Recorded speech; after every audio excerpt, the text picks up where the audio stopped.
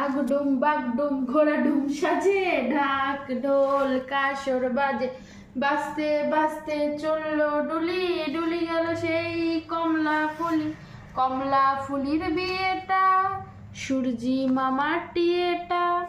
আচ্ছা, আপনারা তো কম বেশি শাপলার বড়া খেয়েছেন, কিন্তু শাপলার ভেলা করে কি কখনো বড়া খেয়েছেন? আগেকার দিদা ঠাকুমারা শাপলার কি সুন্দর বড়া, মানে ভেলা করে বড়া ভাজতো, ঠিক আমি সেরকমই বানাবো। অনেকদিন আগে আমার দিদার হাতে, আমার মায়ের হাতে খেয়েছি, তা আমি বানাবো। খুব ভালো লাগে খেতে, অসাধারণ লাগে। আপনারাও বানিয়ে খাবেন, দারুণ লাগে। একটা মানে বাঙালিয়ানা বাঙালিয়ানা ফিলিংস আসে।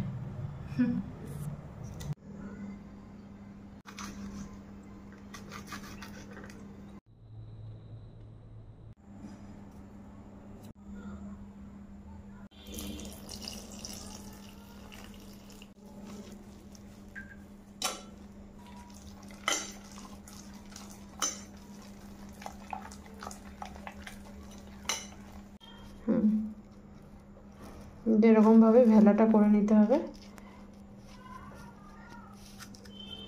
একদম ইজি। শুধু দুপাশ দিয়ে এরকম দিয়ে দিতে হবে, ব্যাস।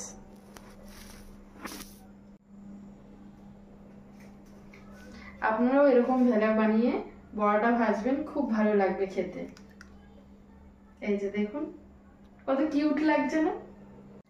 আমার রঙিন কড়াইটা গ্যাসে বসিয়ে দিয়েছি, এবার হচ্ছে হলো ভেলাটা শুধু ভাসিয়ে দেব। দেখুন ভেলাগুলো, এগুলো ভাসিয়ে দেবো। এমনি ভাসাবো না, একটু বেসনে আগে ডুবোবো, তারপরে ভাসাবো। এবার ভেলাটা ছেড়ে দেবো। তেল গরম হয়ে গেছে,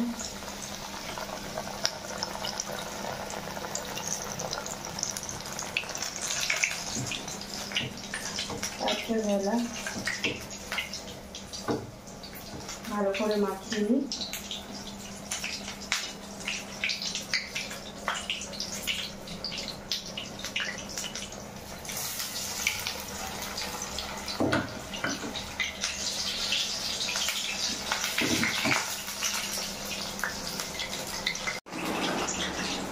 এখন ছোট বাচ্চা নিয়ে সেরকম বেশি সময় হয় না এগুলো করে খাওয়ার, তাও কিছুটা সময় বার করে আজকে একটু মানে করলাম, অনেকদিন ধরে খেতে ইচ্ছা করছে।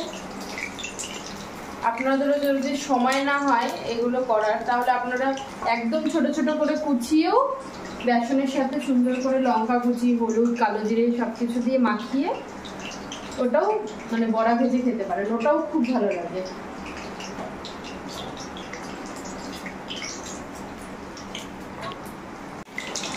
একটা একটা করে সব তুলে নিলাম, দেখতেই পাচ্ছেন কি সুন্দর লোভনীয় হয়েছে না জিনিসটা।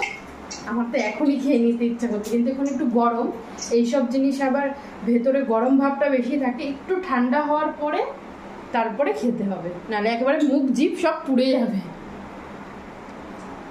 আপনারাও এরকম একদিন ভেজে খাবেন আর কমেন্টে জানাবেন যে কেমন লাগলো খেয়ে।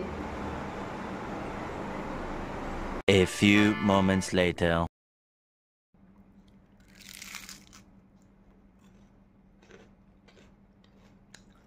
অসাধারণ,